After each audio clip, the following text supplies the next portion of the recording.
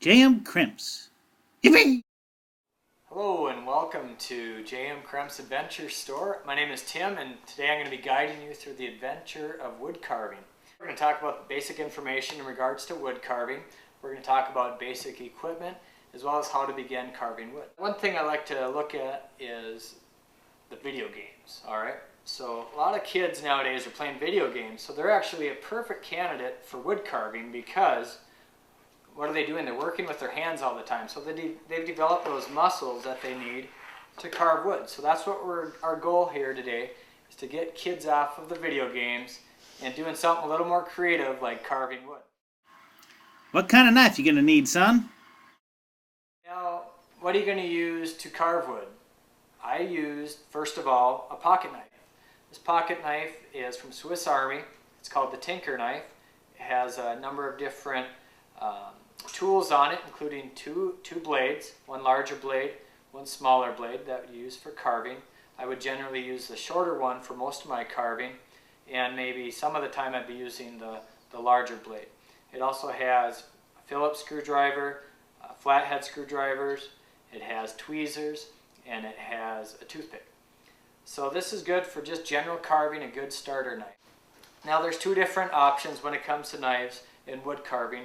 The first one is a jackknife, such as this one. This is called the carving jack, the pocket jack from Flex Cut.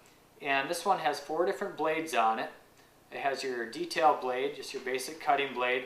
And then it has 3 different blades for scourging the wood and creating detail and texture into your wood project. And so this one is a real high-end piece for a good wood carver. I'd recommend this probably for a boy that's probably 13, 14 years old, just because there's a lot of detail that you'd be using for this knife.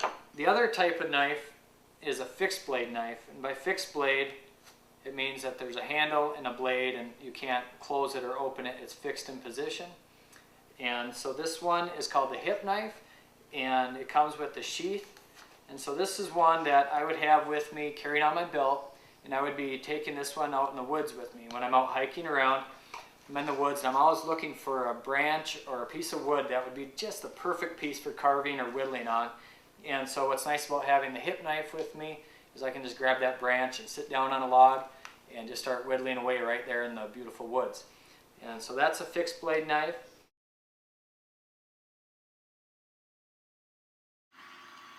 Cool books and kits. Another basswood thing that we have at JM Cremps is called the Whittling kit. And not only does it have basswood blocks, it also has a booklet of instructions and projects in here that you can build. So this is a real good resource. If you're not as creative and you really need some help, it'll give you the projects that you need.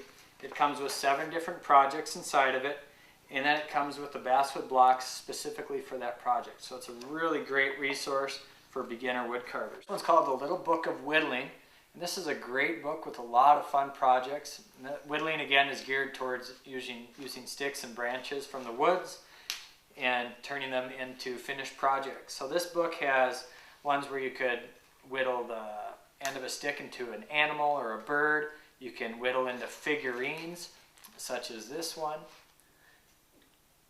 And then there's also ones where you can whittle into a whistle or a slingshot. Boy, you better be careful. Now let's talk about safety, okay? First of all, knives are sharp, right? You don't want to cut yourself, and so you need to have safety in mind from the beginning. There's 2 main items that you're going to want to have. One is a thumb guard. Now it serves 2 different purposes. The thumb guard is going to prevent blisters when you're working on the knife and pushing the knife, and it's also when you're cutting the wood towards you, you can use it so that it's not going to cut your thumb as well. The other safety equipment is called the Kevlar carving glove, and you're going to wear that in your left hand if you're carving with your right hand, and you're going to use that to protect your hand as you're carving, all right? And it'll protect you from the blade as it would hit you like that. It's not going to protect you from jabbing into it though, so you want to still be very careful even though you have the glove on. I kind of like basswood. this video is driven towards today is for beginner wood carvers. And you're going to want to be working with softwood like this one called basswood. And for you plant geeks, that's Tilia americana, okay? And so this is American basswood, and so this is a real soft wood, fine textured, and so it's real soft and easy to carve, easy to get your knife blade through and get it into the shape that you want. So it's good for beginner carvers. And so we have different concepts here with the basswood. Now you could either start with a basic block like this, and you're going to come up with whatever would happen in your mind, and you create it and form it like any good artist would do. We have objects like this Tweety bird or a robin, and you could carve this, and so it's already kind of have the pattern of the bird for you, and so you just need to carve it and smooth it out. No matter what you do, you're going to end up with a bird when you're done with this project, right? Another concept would be a turtle, and if you had a dove and you glued them together, then you would have a turtle dove, yeah. And so all sorts of basswood projects that you could work with. The other concept with whittling, this is more for wood carving. Whittling is more working with sticks. So you can use a lot of sticks in the woods for whittling. And good sticks for whittling would be maple, things like birch and cherry. Y'all come back now.